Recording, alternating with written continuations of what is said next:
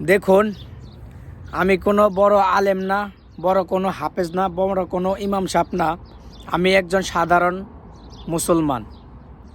আমি আপনাকে এরকম একটা গ্যারান্টি দিতে পারবো যে আপনি খারাপ কাজ প্রতিনিয়ত করতেছেন, করেন, কিন্তু আপনি যদি নামাজ ঠিকমতো পড়েন, আপনি 1 দিন 2 দিন 3 দিন 5 দিন 6 দিন 10 দিন নামাজ পড়েন, দেখবেন আপনার কোনো এই খারাপ কাজটা, যেই কাজটা করতেন আপনি বা করেন, এই কাজটা আপনার থেকে দূরে সরে যাবে।